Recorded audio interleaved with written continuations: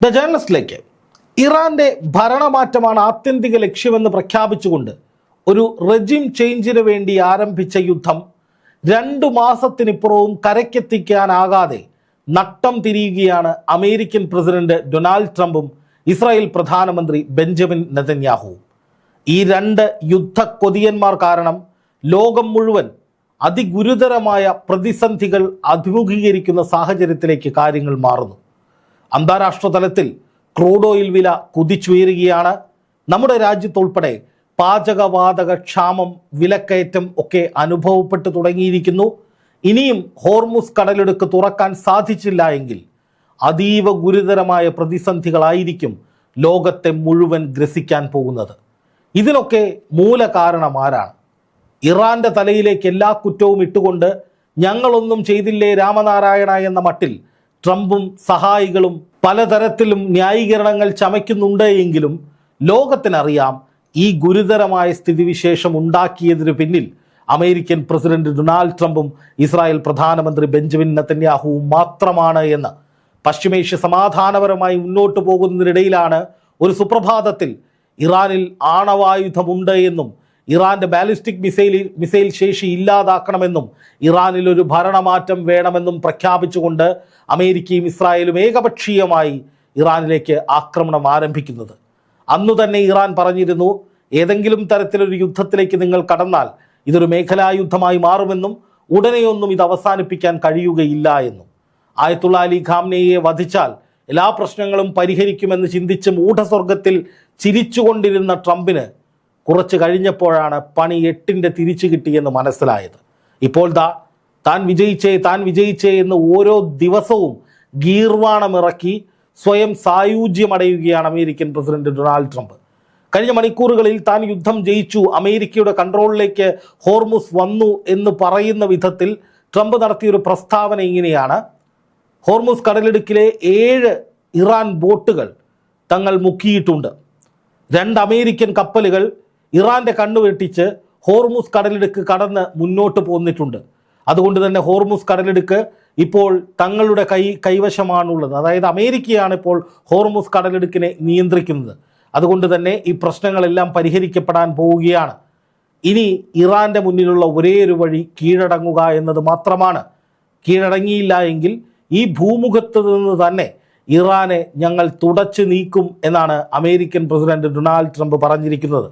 Trump project freedom എന്ന പേരിൽ ഒരു പുതിയ പദ്ധതിയും അനാവരണം ചെയ്തു കഴിഞ്ഞു. അതായത് ഹോർമുസ് കടലിടുക്കിലൂടെ പോകുന്ന കപ്പലുകൾക്ക് സർവ്വസുരക്ഷയും ഒരുക്കാൻ അമേരിക്കയുടെ നാവിക സേന രംഗത്ത് വരികയാണ്. അമേരിക്കയുടെ പടക്കപ്പലുകൾ ഏത് നിമിഷവും ഹോർമുസ് കടലിടുക്കിലൂടെ പോകുന്ന കപ്പലുകൾക്ക് പിന്തുണയുമായി കളത്തിലുണ്ടാകും. അപ്പോൾ അങ്ങനെ വരുമ്പോൾ ഈ കപ്പലുകൾക്ക് ഇറാനെ ഭയക്കാതെ ഹോർമുസ് കടലിടുക്ക് വഴി പോകാൻ സാധിക്കും. അങ്ങനെ ഹോർമുസ് കടലിടുക്കിലെ മുഴുവൻ പ്രശ്നവും അമേരിക്ക ഇടപെട്ട് പരിഹരിച്ച് തരും എന്നാണ് അമേരിക്കയുടെ വാഗ്ദാനം. ഒന്ന് ആലോചിച്ച് നോക്കൂ, അമേരിക്ക ഇത്രത്തോളം അപഹാസ്യരായ, ട്രംപ് ഇത്രയധികം ലോകത്തിന് മുന്നിൽ നാണം കെട്ട മറ്റൊരു സാഹചര്യം ഇതിനു മുമ്പ് ഉണ്ടായിട്ടില്ല. ഇറാൻ അമേരിക്കയുടെ ഈ പ്രസ്താവനയ്ക്ക് തൊട്ടു പിന്നാലെ ട്രംപ് പറയുന്നത് മുഴുവൻ പച്ച കള്ളമാണെന്നും ഹോർമുസ് കടലിടുക്കിലൂടെ ഒരൊറ്റ അമേരിക്കൻ കപ്പലും കടന്നു പോയിട്ടില്ല എന്നും ഇറാന്റെ ബോട്ടുകൾ മുക്കി എന്നതൊക്കെ വ്യാജ പ്രചാരണമാണെന്നും പറഞ്ഞുകൊണ്ട് രംഗത്ത് വന്നു.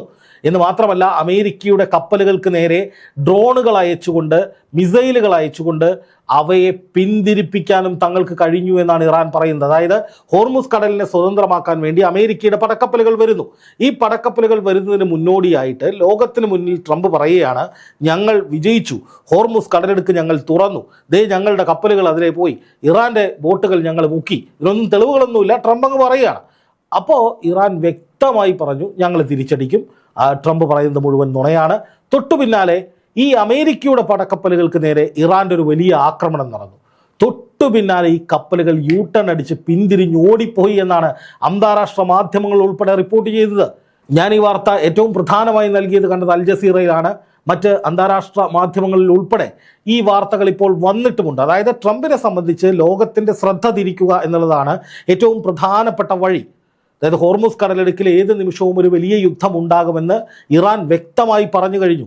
ഹോർമുസ് കടലിടുക്കിലൂടെ ഏത് കപ്പൽ പോയാലും ഞങ്ങൾ ആക്രമിക്കും. ഒരൊറ്റ കപ്പലിന് പോലും ഈ വഴിക്ക് പോകാൻ സാധിക്കില്ല. കാരണം ഇറാൻ്റെ കപ്പലുകളെ, ഇറാനിലേക്കുള്ള കപ്പലുകളും ഇറാനിൽ നിന്നുള്ള കപ്പലുകളും ഏതാണ്ട് 50ഓളം കപ്പലുകളെ തടയുകയോ തിരിച്ചയക്കുകയോ ചെയ്തിട്ടുണ്ട് അമേരിക്ക. അതുവഴി ഇറാൻ ഉണ്ടായിരിക്കുന്ന സാമ്പത്തികമായിട്ടുള്ള നഷ്ടം വളരെ വലുതാണ്.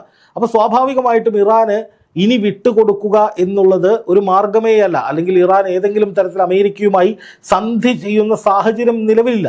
അതുകൊണ്ട് തന്നെ അമേരിക്ക കൊണ്ടുവരുന്ന ബ്ലോക്കുകളെ, അമേരിക്ക കൊണ്ടുവരുന്ന പുതിയ പുതിയ കപ്പലുകളെയൊക്കെ തകർക്കുക, അതിനെ പിന്തിരിപ്പിച്ച് കടത്തുക, ഓടിക്കുക എന്നതല്ലാതെ മറ്റൊരു വഴിയും ഇറാന്റെ മുന്നിലില്ല. മറ്റൊരു വഴിയും ഇല്ല എന്ന് പറയുന്നത് ഗത്യന്തരമില്ലാത്ത അവസ്ഥയല്ല, മറിച്ച് ഇറാന്റെ നിലപാടതാണ്. തുടക്കം മുതലേ ഈ നിലയിൽ തന്നെയാണ് ഇറാൻ മുന്നോട്ട് പോകുന്നത്. അതേസമയം അമേരിക്ക തങ്ങളുടെ വജ്രായുധം എന്ന നിലയിൽ പറയുന്നത് ഇറാനെ ഭൂമുഖത്ത് നിന്ന് തന്നെ ഇല്ലാതാക്കുമെന്ന്. നമുക്ക് ആലോചിച്ച് നോക്കൂ, ഈ 2 മാസക്കാലത്തിനിപ്പുറവും ട്രംപ് ഈ യുദ്ധത്തിൻ്റെ തുടക്കം മുതൽ പറഞ്ഞിരിക്കുന്ന ഗീർവാണങ്ങൾ ആവർത്തിച്ചു കൊണ്ടേയിരിക്കുകയാണ്. എന്തൊക്കെയാണ് ഇതിനു മുമ്പ് പറഞ്ഞിട്ടുള്ളത്?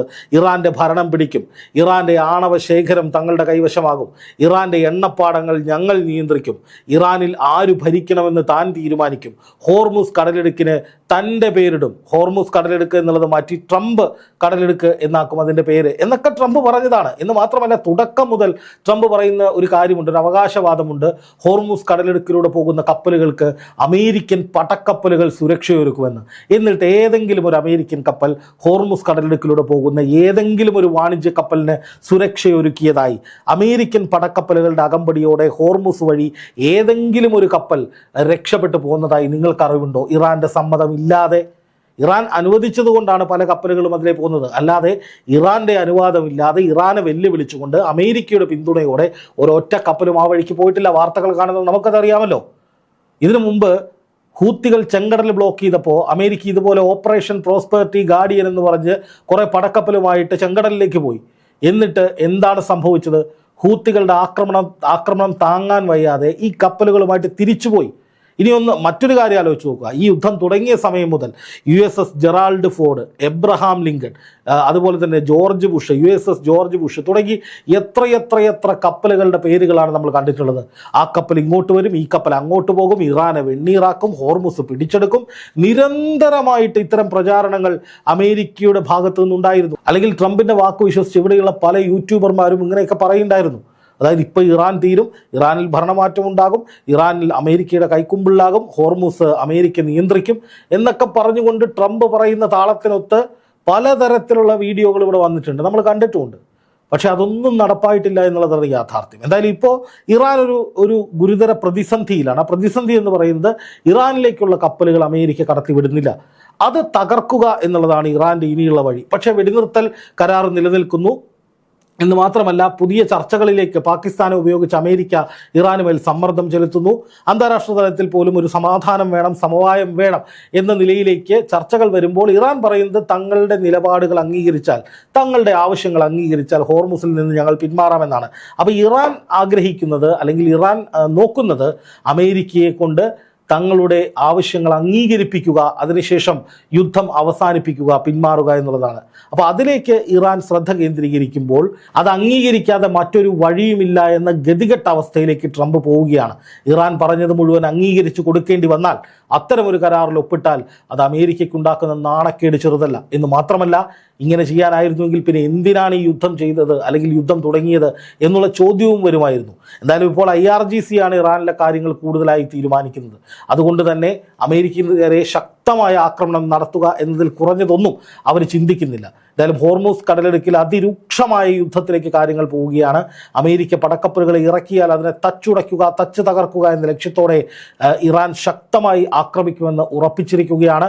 ഹോർമുസ് കടലിടുക്കിലൂടെ അമേരിക്കയുടെ പടക്കപ്പലുകളുടെ അകമ്പടിയോടെ കപ്പലുകൾ, വാണിജ്യ കപ്പലുകൾ പോകുന്ന സാഹചര്യം ഉണ്ടാകാതിരിക്കാൻ ഏതറ്റം വരെയും ഇറാൻ നീങ്ങുമെന്ന കാര്യത്തിലും തർക്കമൊന്നുമില്ല. അപ്പോഴും ഇറാന്റെ തലയിലേക്ക് കുറ്റമിടാൻ ശ്രമിക്കുന്ന അമേരിക്ക ഈ യുദ്ധം തുടങ്ങി വെച്ചത് തങ്ങളാണ് എന്ന യാഥാർത്ഥ്യം ബോധപൂർവം വിസ്മരിക്കുന്നു, ബോധപൂർവം മറക്കുന്നു. ഈ യുദ്ധം തുടങ്ങുകയും ലോകത്തെ ഇത്രയും വലിയ ഗുരുതരാവസ്ഥയിൽ എത്തിക്കുകയും ചെയ്തത് ഇറാന്റെ പരമാധികാരത്തിൽ കയറി ഇടപെട്ട, അന്താരാഷ്ട്ര നിയമങ്ങൾ ലംഘിച്ച് ഒരു രാജ്യത്തിനുമേൽ കയറിയിറങ്ങിയ അമേരിക്കയുടെയും ഇസ്രായേലിൻ്റെയും യുദ്ധക്കൊതി മാത്രമാണ് എന്നുള്ള കാര്യവും നമ്മൾ മറന്നുകൂടാ.